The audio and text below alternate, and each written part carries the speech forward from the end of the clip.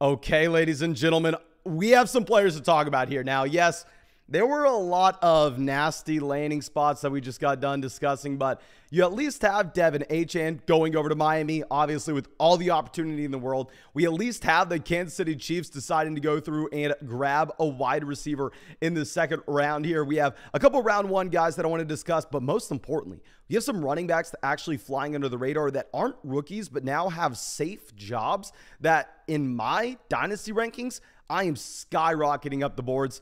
Make sure you're dropping a like on this video, though. Make sure you are subscribed to the channel if you play Dynasty Fantasy Football, and I'm sure you just heard me say it, but I will be working all night on updating our rankings over there on flockfantasy.com. If you want to get my rankings, if you want to get the rankings of all your favorite Dynasty Fantasy Football creators, you can do so on flockfantasy.com. When you sign up with promo code FLOCK, you're going to get 30% off any subscription, and yours truly, when I get home back from Kansas City tomorrow, we'll start busting through those teams, making podcasts on what to do with your Dynasty rookie picks. And yes, I will break down your team in a Dynasty podcast or a live stream, whatever you are wanting. But let's go ahead and let's dive into this. So just like we did with the losers, I want to make sure that we're not missing out on anybody. So I just want to go pick by pick here. I'm sorry, we got to switch this around. This is on me here. Okay, let's pull up these in order. Starting with Bryce Young going over to Carolina. Not too much to discuss. We know what's happening. Do we really need to talk about this? Stroud going over to Houston. In my mind, you have to log Stroud in as a top 4 pick in 12-team Superflex leagues. Now that we have this level of team commitment, it doesn't matter if CJ Stroud somehow, some way is Mitchell Trubisky level bad, is Blake Bortles level bad. He is going to get a guaranteed 3 years starting at the NFL level. If you're a top 3 pick in the NFL draft, that is the kind of investment that teams cannot get away from.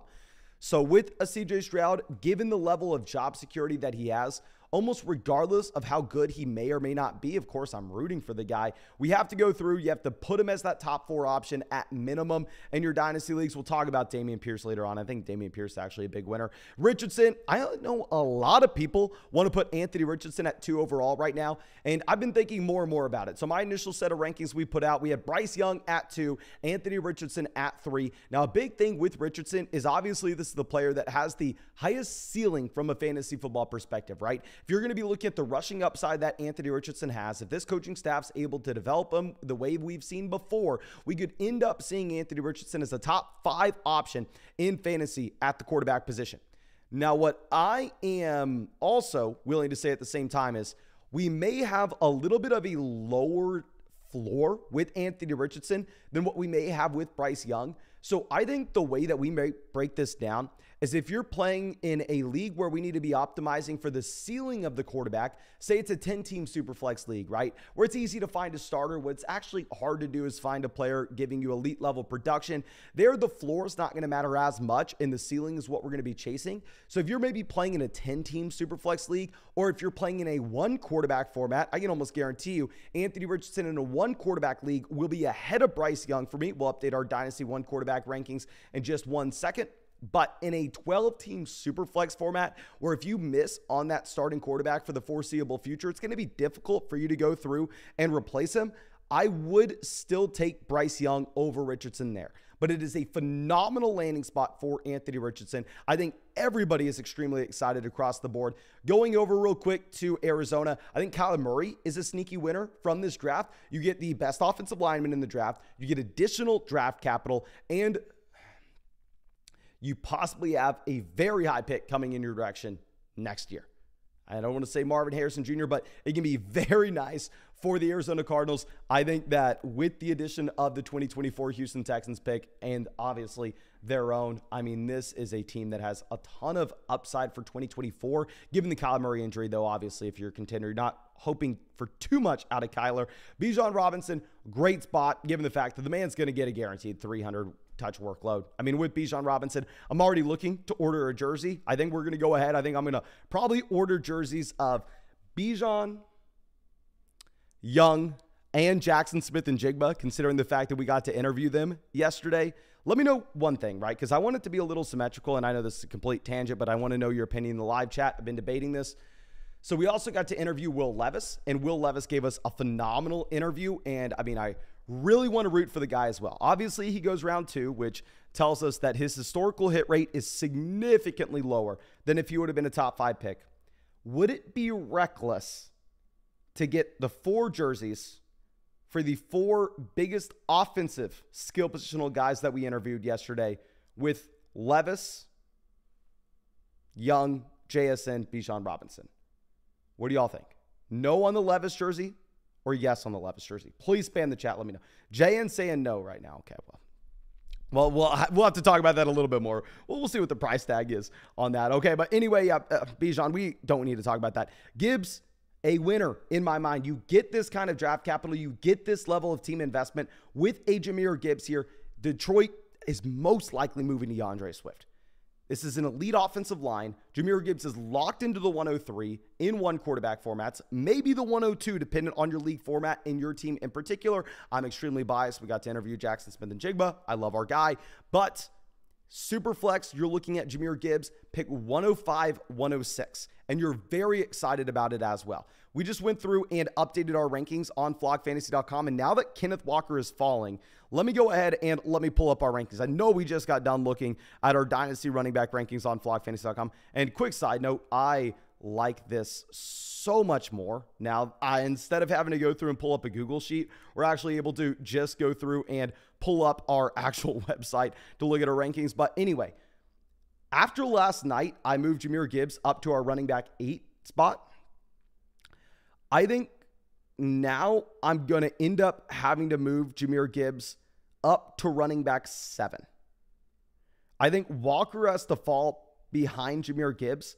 So Gibbs will be running back 7 overall in our Dynasty rankings from here on out. I know it's probably a little aggressive, but it is what it is. If you're going to be looking at Jahmyr Gibbs, that level of draft capital, that receiving down skill set, that offensive line, it's going to be a great spot because keep in mind, Jared Goff is not going to be running the ball at all. Jared Goff is going to be checking the ball down very often. I think Kenny Pickett / Najee Harris are going to be quiet winners in this draft, given the addition that we have with Broderick Jones here as well. And we can throw Justin Fields, Khalil Herbert as winners. Khalil Herbert will definitely be in the group of guys that we're talking about near the end of this. Jackson Smith-Njigba, I think this makes Geno Smith a winner more than anything. Of course, I would love to spin it in any way that I can that Jackson Smith-Njigba is a massive winner of this draft.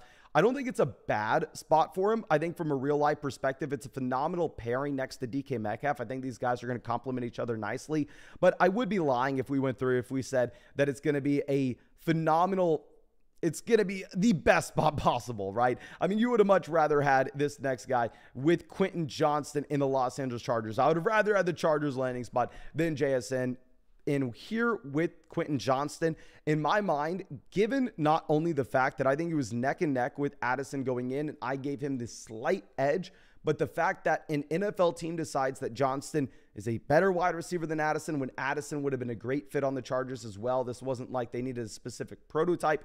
And on top of it, in my mind, while yes, the Addison landing spot is good, we'll talk about that in just 1 second, I think the Los Angeles Chargers landing spot is legitimately perfect given the questionable status of the long-term, and I mean long-term situation that we have with Keenan Allen and Mike Williams. They will be there this next year most likely. But in terms of 2024, you are not guaranteed to have those guys on the roster. 2024, you can have both Keenan Allen and Mike Williams out. You may be sitting with Quentin Johnston, and that's it in Los Angeles. Quentin Johnston, Joshua Palmer, maybe you go out and get someone else next season. Quentin Johnston got the best landing spot possible for a wide receiver. That's not the Kansas City Chiefs, and we'll talk about that in just 1 second. Addison, great spot as well. What you really have to like about the Addison landing spot is the fact that this is a team that does not only throw the ball, but they throw the ball with efficiency. Cousins isn't a phenomenal real-life NFL quarterback, but he is going to be efficient to provide fantasy football value for his receivers. And what's also really nice is you're not seeing wide receivers that are 3rd, 4th on the depth chart in Minnesota consistently draw targets. What you actually have with Minnesota historically, especially Kirk Cousins, is a condensed target vacuum where you have wide receiver 1 In this case, Justin Jefferson probably getting 26, 27% of that team's target share. Justin Jefferson obviously going to be a target hog. Then beyond that, wide receiver 2, Addison can easily still be a top 15 to 18 guy in fantasy. Now, of course, Cousins is not Justin Herbert. And of course, Justin Jefferson is much, much better than Mike Williams and Keenan Allen. So while, yes, Johnston gets the better landing spot, Addison is still a good spot. Zay Flowers is not. I don't care. Zay Flowers isn't. Dalton Kincaid is a winner of this draft. I think he has to be the clear tight end 1 now. I personally had Michael Mayer tight end 1 coming in, but now you're looking at Dalton Kincaid, the number 1 tight end off the board in the real NFL draft. On top of this, he goes to a perfect landing spot where you kind of have Stephon Diggs as the alpha wide receiver, but then after that, you have Gabriel Davis as the field stretcher. Definitely a good best ball option, but from a real life, I mean, just dynasty perspective, we don't know if we're ever going to be able to consistently rely on target volume. It wouldn't be too surprising if Dalton Kincaid 2 years from now was second on the Buffalo Bills in targets. So Kincaid's a big winner. We actually moved Dalton Kincaid up to about pick 12 in terms of what we are going to have with our super flex rankings. 1 quarterback, you could even move Dalton Kincaid a little bit higher than that if you wanted. Now going down, we don't really have to talk about any of these picks. Obviously, from a real life perspective, the Philadelphia Eagles were massive winners, but I mean, we're not talking about that here. We are just talking fantasy. So going over to our next spot, I mean, if we're going to be looking at Will Levis in general, I'd like the landing spot for Tennessee, but just the draft capital is so bad that we have to call him a loser of this draft, even if I maybe end up getting a Will Levis jersey, even if I am going to be rooting for him. Sam Laporta, good landing spot going over to the Detroit Lions. I think that you are looking at Sam Laporta most likely as a mid-second round, late second round dynasty pick now, dependent on if your league is tight end premium. Michael Mayer was our tight end 1 going into this, and I actually really like the landing spot that we have for Michael Mayer going over to the Las Vegas Raiders. I think if we were looking at the Raiders, this is a team that, yes, you have Devontae Adams as the alpha wide receiver 1. Beyond that, you have Jacoby Myers pretty much as a blocking wide receiver, as crazy as that sounds. I think Michael Mayer 2 years from now, especially when, keep in mind, Devontae Adams was drafted in 2014. Adams going like into year 10 of his NFL career in 2024. Mayer stepping into year 2, and then who knows what Jacoby Myers is at that point. I think Michael Mayer could be in a great situation, especially if this is a team that can address the quarterback position in 2024, where Jimmy Garoppolo really only has a 1 to 2 year deal signed with the Raiders there. So I think it is a good landing spot for Michael Mayer. I don't know if we can move him up that much, just given the fact he was already our tight end 1. Obviously, you're going to have Dalton Kincaid jumping him, but I don't love the fact that he falls down to being like the tight end 3 in this draft as well. I mean, it is what it is. Of course, the Lions select someone else ahead of him. But yeah, sliding down here, we have an offensive tackle or / guard going over to the Atlanta Falcons. Now we actually have some additional support for not only our guy, Bijan Robinson, but this is also something that I have to talk about, and this is an apology that I owe. For whatever reason, I had convinced myself that Desmond Ridder was not going to be the starting quarterback for the Atlanta Falcons this next year. I don't know how, or I don't know why I thought they were going to be able to get away from him, but it looks like this next season, Desmond Ridder is going to be the starting quarterback in Atlanta. You're getting offensive line improvements this offseason. You are at the same time getting Bijan Robinson coming in. You get Drake London going into year 2. You get Kyle Pitts still incredibly young. Kyle Pitts is younger than Zay Flowers. So Kyle Pitts still developing. Desmond Ridder will be someone that, as we look at our rankings right now, I already moved him up a bit in our dynasty rankings. He will get another jump up. Now, of course, Desmond Ridder is not someone we can project out to be the starting quarterback in 2024. Like, no, Desmond Ridder is not going to be the starter in 2024, 2025. But I kind of said the same thing about 2023. Now, we have Ian in the chat says Caleb Williams to Atlanta next season. That would be nasty. That would probably be the most exciting thing you could ever have. But I do want to give a shout out. I think Desmond Ridder, similar to some of the veteran running backs that we're going to be talking about in just a bit, is one of those guys that not only kept his job, but the situation improved around him. I was too low on Ridder coming into this. I think we have to move him up because keep in mind, he doesn't have a ton of rushing upside, but the rushing upside is there. Nicholas says Desmond Ridder or Trey Lance. My man, Trey Lance is the biggest winner of the draft. I don't know how, but just give me a couple days to try to find a way to spin that narrative, and we are going to have that out there. So let's go ahead. And we have Tommy says, I love Jonathan Mingo to Carolina. We can talk about Jonathan Mingo here, okay? Because I do have to probably say he's a winner, right? Compared to where we had him coming into this. Y'all know I am a massive Jonathan Mingo hater. I think if you look at the metrics profile, this was a player that was not productive as a freshman, not productive as a sophomore. He kind of breaks out as a junior, and then he's not even that good as a senior. He's the second wide receiver on his team as a senior, and the number one wide receiver there is not even going to get drafted to the NFL. So when you don't break out early, when you don't declare early, when you never are that dominant, Jonathan Mingo is not really a winner. And I mean, not really a good prospect in my mind. However, considering the draft capital that he gets going at pick 39 and the landing spot where the Carolina Panthers have Adam Thielen and DJ Chark for this next season, but after that, there's nobody. He is a winner for landing spot and draft capital purposes. No, he will not be a pick I am looking to make this year. I am most likely still going to have Jonathan Mingo as a third-round rookie pick, but I do have to say, this is kind of best-case scenario, right? And maybe Chiefs, who we'll talk about in just 1 second, as a landing spot would have been a little bit better, but I mean, it was a phenomenal situation in general, just going over to Carolina, pair up with Bryce Young when they don't have too much there. Now, sliding down, Brian Branch, Keon White, really surprised to see that they fell this far in this draft. But anyway, let's go ahead and let's find Jayden Reed going over to the Green Bay Packers here. Let me pull up the profile that we had with Reed coming into this. This will be a player that I 100% need to move up my rankings. I mean, I don't even think we had him ranked as a top 24 wide receiver top 24 rookie coming into this. But if we're going to go ahead and pull up this profile, this is a player that checks a few different boxes. This is a player that breaks out as a freshman. We really like to see that. Not only does he break out as a freshman, but at some point of his collegiate career, he displays dominance. The main issues that we're going to find with this Jayden Reed profile is the man is 23 years old, which historically speaking is a massive, massive red flag, right?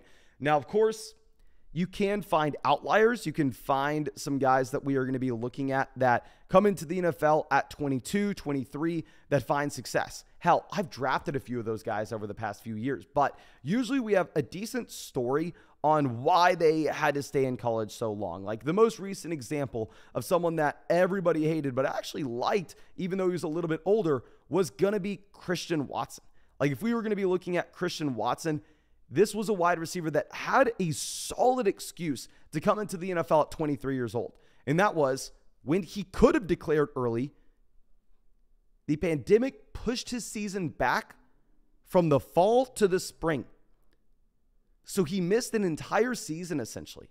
He wasn't able to go through and do the NFL Combine. He wasn't able to get that film down his junior year. So it makes sense on why you are in a spot where it's hard to sit here and say, okay, Christian Watson should have declared as a junior, right? We can say the same thing as we look at Jalen Waddle and Devonta Smith as phenomenal wide receiver prospects. Those were some other guys that were old coming in, but they had strong excuses. They played in a wide receiver room that had Jalen Waddle, Devonta Smith, Jerry Jeudy, Henry Ruggs, John Mechie. Like if you're going to have to stay 4 years in that kind of room, that's a strong excuse for me. Now, if we're going to be looking at Jayden Reed, excuses really aren't there in my mind. Now, of course, junior season, going to be the best year at Michigan State. If he would have declared then, he would, in my mind, be a better prospect than going back to Michigan State his senior season and getting worse. And now he's 23. Nonetheless, he will be a player we can take in the second round of rookie drafts, given both the draft capital and then the landing spot. This is going to be a good landing spot. I think he will pair up with Christian Watson nicely with what they're looking to do in Green Bay. And obviously, we are really relying on what we get with Jordan Love. I mean, Zach Charbonnet, we already talked about, massive loser. I mean, it's just laughably bad now. Rashee Rice, this is what we really need to be looking at here. Because if we are going to be looking at the best landing spot you could possibly have, it was the Kansas City Chiefs.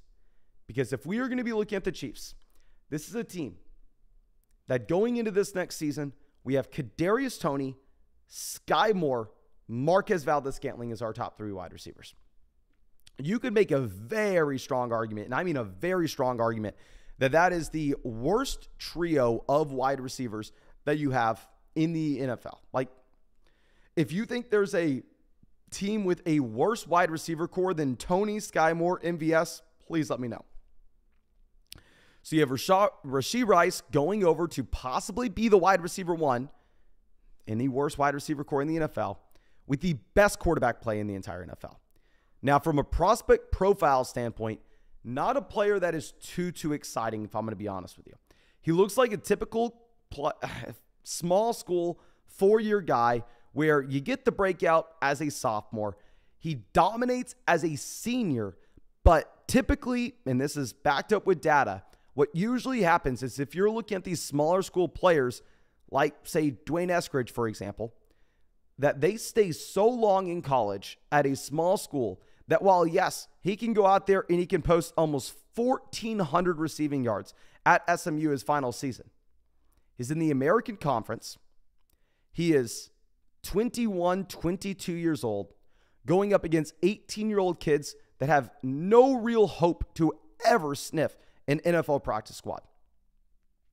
So typically, what we've historically seen is wide receivers with this kind of profile that are from small schools that have to stay all 4 years to finally have that dominant season. Usually it's just because they're more developed and they're slightly better than the horrible competition that they're going up against.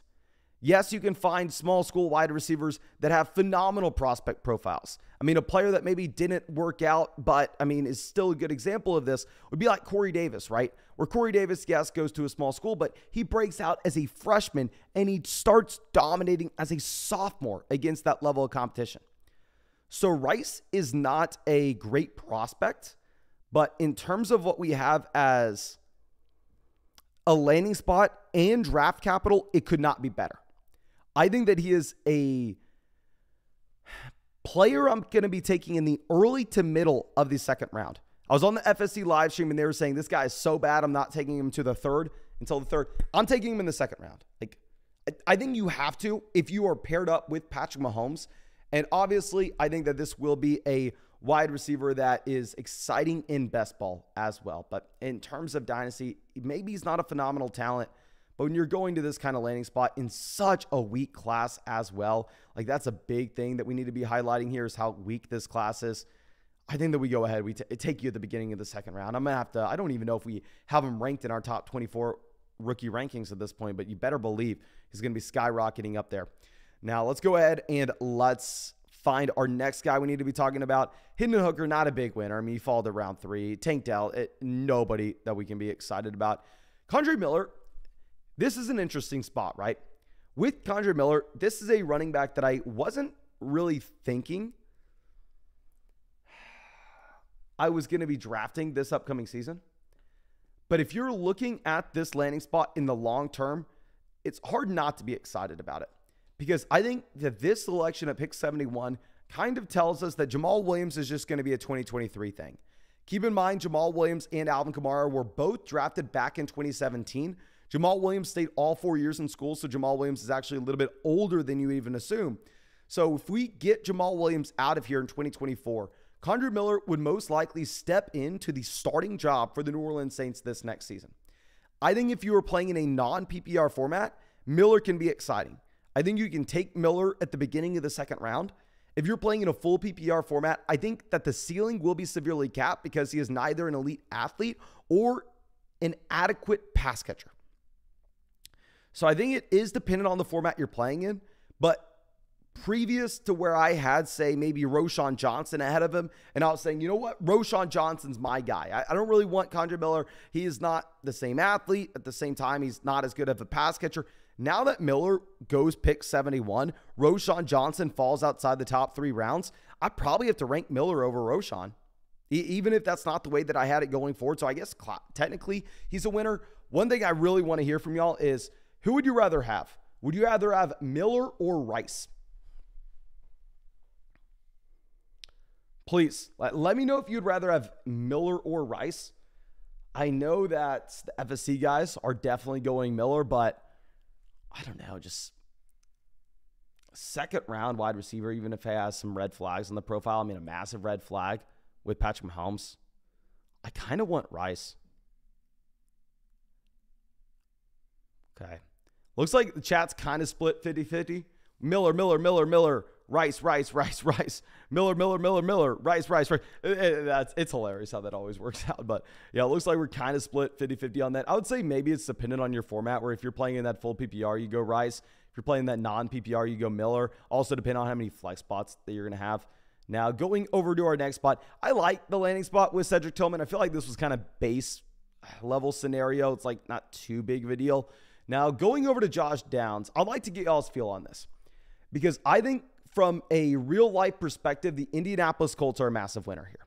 I think that Josh Downs fits this personnel perfectly, where he can come in and he can be a much better version of like Isaiah McKenzie, who they were going to have this next year. I think he will complement Michael Pittman nicely, and he will be an additional weapon for their rookie quarterback in Anthony Richardson. I think it is a phenomenal real life landing spot. From a fantasy football perspective, I don't know if I'm going to be as high on it as a lot of other people, because I already see a lot of people in the chat right now going through and saying Josh Downs, great landing spot. Josh Downs, great landing spot. Because if we are thinking about this, while Anthony Richardson may very easily be an elite option from a fantasy football perspective, given his rushing upside, that's not going to translate to fantasy points for Josh Downs. I would be shocked if Josh Downs, and y'all know, I mean, last year we were screaming how overrated Michael Pittman was.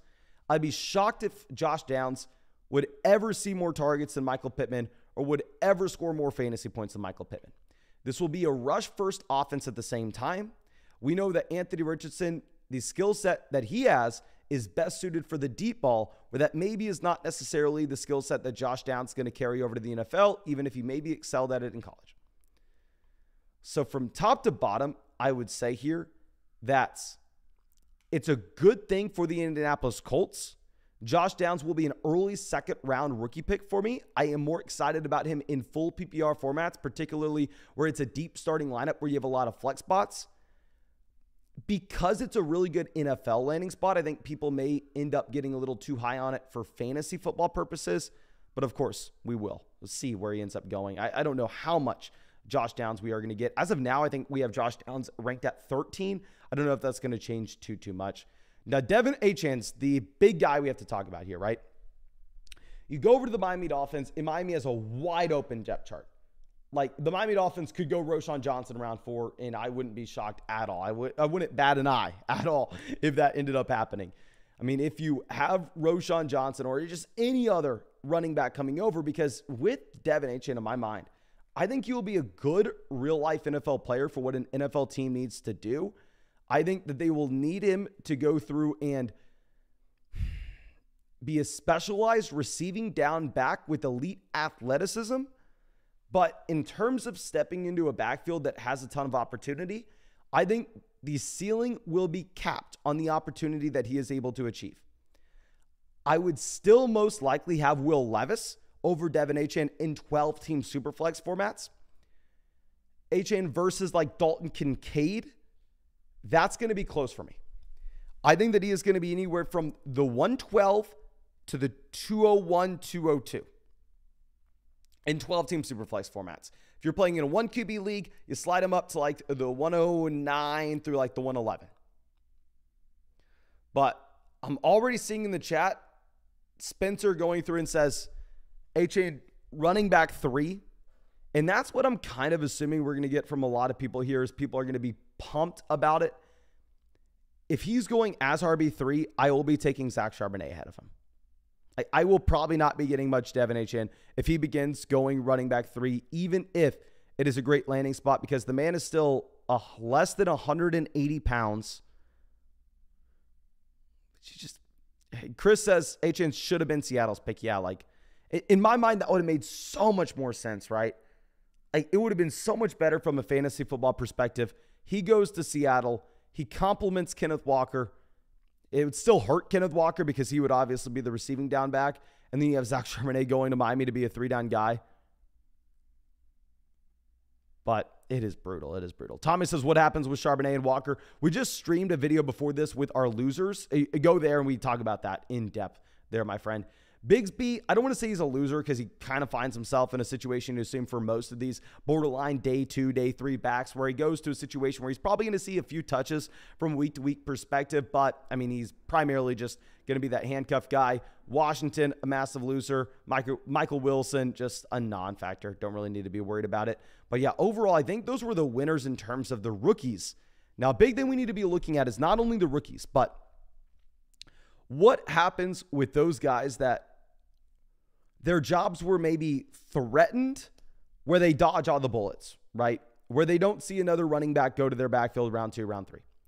These guys are Dameon Pierce, J.K. Dobbins, Isaiah Pacheco, Rachaad White, Brian Robinson, Tony Pollard. There are so many of these names. I think we need to go through and give them significantly more credit, not only from a dynasty fantasy football perspective, but also from a best ball perspective. So do not underrate the fact that there were really only 2 running backs that were significantly impacted through the first 3 rounds. Those being 3 running backs, Tyler Algier, DeAndre Swift, and then Kenneth Walker. Outside of that, all those other veteran running backs essentially just get a bump, because even if, like, say, the Dallas Cowboys decide to go through and draft a no-name running back in round 5, he's not really going to be a threat to the workload that you're going to get from a Tony Pollard. Very similar to, like, the Houston Texans signing Devin Singletary. He's not really a threat to Dameon Pierce. It's more so just a clear depth play, which a team has to make. So make sure that you are making the adjustment there. And I will be staying up for the next hour or so, making sure that we get our rankings updated. At minimum tonight, I'm going to have our Superflex Dynasty Startup rankings updated, our Superflex Dynasty Rookie rankings updated. I will try to get to the 1 quarterback rankings tonight as well. If they are not updated tonight, they will be updated tomorrow at the latest. But I think that's all we have for you. Again, thank you so much, ladies and gentlemen, for hanging out with me in this video. And as always, if you want to get access to our Dynasty rankings, if you want to get your team broken down in a podcast by yours truly, find that on flockfantasy.com. Promo code FLOCK with the link in the live chat description comment section. 30% off any subscription, and I'll go ahead and break down your team in a podcast. Thank you again so much, my man. Really appreciate you, and really hope you all have a great day.